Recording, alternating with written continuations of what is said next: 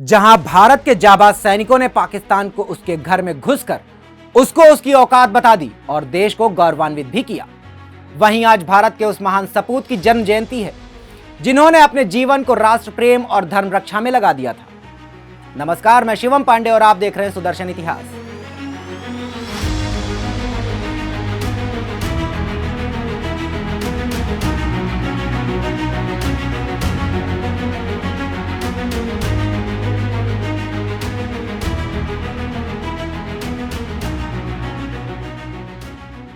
Major Sandeep Unnikrishnan जी का जन्म 15 मार्च 1977 को केरल के कोडिकोड में हुआ था। उनके माता पिता का नाम के उन्नीकृष्णन जी और धनलक्ष्मी उन्नीकृष्णन जी था। कुछ साल बाद परिवार कर्नाटक से बैंगलोर में शिफ्ट हो गया। 1981 में मेजर संदीप उन्नीकृष्णन का फ्रैंक एंटनी पब्लिक स्कूल में एडमिशन करवाया गया। Major Sandeep Unnikrishnan national security guard NSG के 51 स्पेशल ग्रुप का हिस्सा भी थे। उन्होंने साल 1995 में पुणे स्थित नेशनल डिफेंस एकेडमी यानी NDA में प्रवेश लिया और फिर उन्होंने बिहार रेजिमेंट की 7वीं बटालियन में शामिल होकर देश की सेवा शुरू की। साल 1999 में हुए कारगिल युद्ध में भी उन्होंने जाबाजी दिखाई थी और कारगिल युद्ध में ऑपरेशन विजय के दौरान पाकिस्तान की तरफ से की जा रही गोलीबारी के बीच दुश्मन सेना से महज 200 मीटर की दूरी पर एक पोस्ट का निर्माण भी किया। और फिर आया साल 2003। संदीप लेफ्टिनेंट से प्रमोट होकर कैप्टन बन गए। फिर 2 साल बाद जून 2005 में वे मेजर बन गए और बेलगाम के कमांडो ट्रेनिंग सेंटर गए। वहां उन्होंने घातक कोर्स की ट्रेनिंग ली।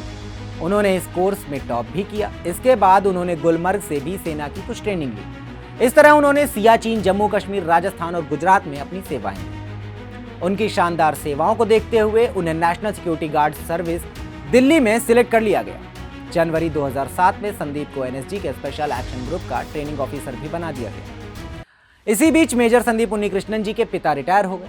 संदीप जी ने नवंबर 2008 को फोन करके माता पिता को बताया कि कर्नाटक में उनके दोस्त की शादी है, इसलिए वे 17 दिसंबर 2008 को घर आएंगे और उनकी 30 दिसंबर 2008 को वापसी की टिकट भी कंफर्म है। घर वाले ये सुनकर काफी खुश हो गए क्योंकि काफी लंबे समय बाद संदीप घर पर आ रहे थे। सब कुछ सही चल रहा था, लेकिन 26 नवंबर 2008 में लश्कर-ए-तैयबा के 10 आतंकवादियों ने मुंबई में हमला कर दिया। मुंबई की आइकॉनिक बिल्डिंग्स को आतंकवादी निशाना बना रहे थे और वहीं पर फेमस ताज होटल में आतंकवादी घुस गए। तभी संदीप को कहा गया कि उन्हें अपनी टीम के साथ फौरन मुंबई पहुंचना होगा। मेजर संदीप उन्नीकृष्णन जी भी बिना देरी किए देश की रक्षा के लिए तैयार हो गए। वे अपनी टीम के साथ मुंबई पहुंचे। 26 नवंबर 2008 को ही रात 11:30 बजे संदीप ने अपने पिता को फोन किया और बताया कि मुंबई में हालात बहुत खराब हैं।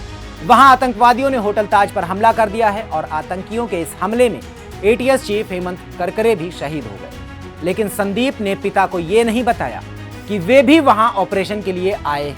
अगले दिन 27 नवंबर 2008 को भी अटैक चलता रहा। उस दिन joint commissioner of police Deven Bharti के पास पुलिस कंट्रोल रूम से कॉल आया। उन्हें बताया गया कि प्रिया फ्लोरेंस मार्टिस नामक महिला ताज होटल में फंसी हुई है और उनके अलावा कई लोग होटल में फंसे हुए थे। भारती उस समय ताज में NSG के साथ कोऑर्डिनेशन का काम देख रहे थे। जब मेजर संदीप उन्नीकृष्णन जी अपनी टीम के साथ सीढ़ियों की तरफ से ऊपर बढ़ रहे थे तो आतंकियों ने फायरिंग कर दी और कमांडो सुनील कुमार जोधा जी को गोली लग गई, जिससे वो घायल हो गए। हालांकि अब तक आतंकियों के छिपे होने की जगह का पता लगाया जा चुका था। फिर मेजर संदीप उन्नीकृष्णन जी ने अपने साथियों को नीचे भेज दिया और खुद आतंकियों से सीधा भिड़ गए।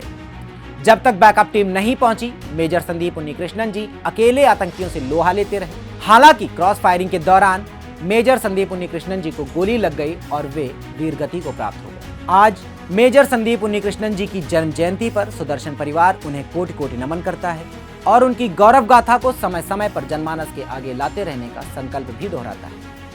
अभी के लिए बस इतना ही। कल फिर आपसे मुलाकात होगी किसी महापुरुष के अनकहे किस्सों के साथ। तब तक के लिए जय हिंद।